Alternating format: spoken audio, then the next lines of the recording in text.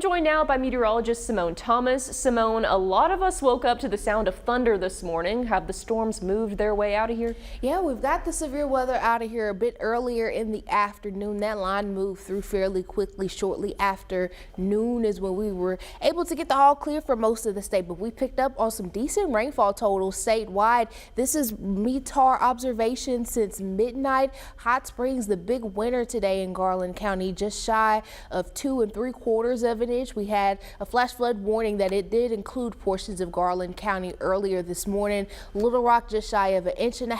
Pine Bluff around 1.33 inches. We also see that reflected in our storm reports. Again, we had some flooding reports in southwest Arkansas, numerous thunderstorm wind damage reports, but we also had that tornado report out of Nevada County. The storms, like I said, the rain is very light. We'll continue to see some light showers through the rest of the evening, but your Sunday is drier. I'll have details on what you can expect over the next couple days in that 7-day outlook.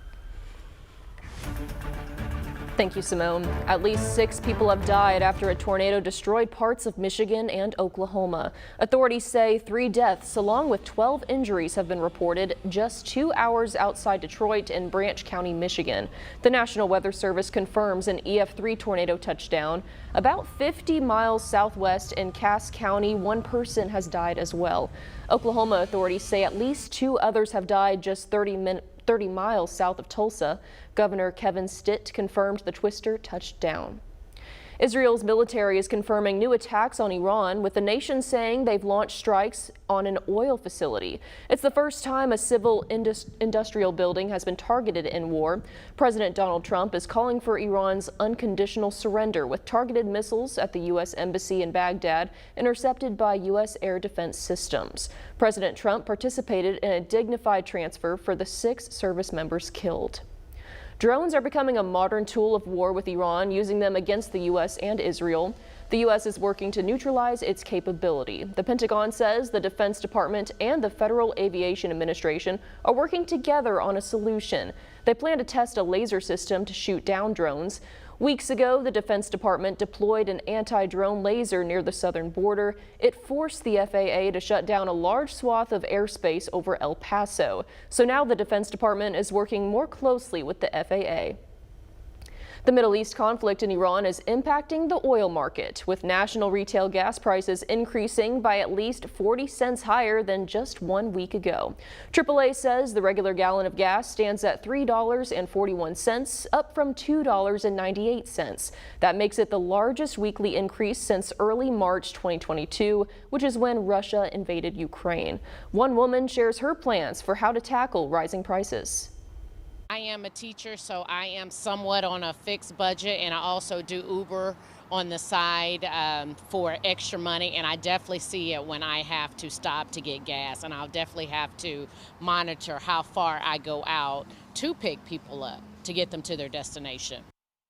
The rising costs are the result of the war in Iran, as well as the virtual closure of the Strait of Hormuz. Diesel prices are rising even faster.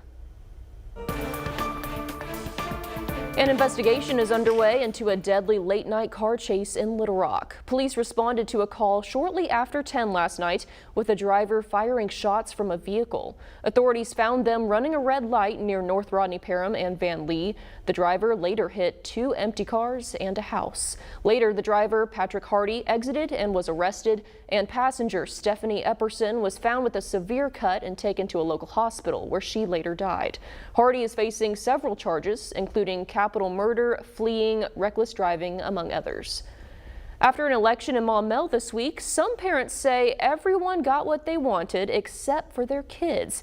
THV 11's Carter Thweet explains how today's rain makes an interesting case for a ballot initiative that voters shot down. It was really sad to see, because this was the one initiative that really benefited our youth of Maumelle, and that's why it was a gut punch to a lot of the families like mine. Anthony Eckert has been coaching his son's baseball team in Maumelle for years and was cautiously optimistic on election night. That's because among 7 different ballot questions for road improvements, a new fire station, and more, there was one to put turf on the city's baseball, softball, and soccer fields. A day like today where it's pouring down rain, this facility will probably be closed for the next 3 or 4 days because of the weather, whereas If it had turf, we'd be ready to go as soon as the rain was lifted. But that argument didn't get through to voters, who rejected the proposal by less than 400 votes while approving all the others. Justin Parks runs the Maumelle Sports Association that his son has played in, which this year has over 46 baseball teams with 475 kids. To drive 20 miles north to Conway, where they're going to be playing tomorrow, and in Fayetteville, where they're playing today, even after all the heavy rain that came through overnight. Artificial turf increases the playability of the fields tremendously. I reached out to the man running this weekend's tournament in Conway, and sure enough, tomorrow we're planning on having a tournament in Conway. It'll be beautiful, and the kids will enjoy it, and there'll be excellent conditions being on turf. So why did the initiative fail? Eckert says posts in local online groups talked about injuries on football turf, which he says wouldn't apply here. Whatever the reason, voters said no, and it's back to the drawing board for these frustrated parents. And it would have been a huge asset for our community for bringing in tournaments, people from all around Central Arkansas. It's very disheartening to be in this community and so involved in this community that doesn't want to support a really, really good youth initiative for young girls and boys. In Maumelle, Carter Thweet, THV 11 News. Thank you, Carter. We reached out to the city of Maumelle for comment. Mayor Caleb Norris says he respects the voters' decision and says this does not change anything about the city's commitment to young people and families.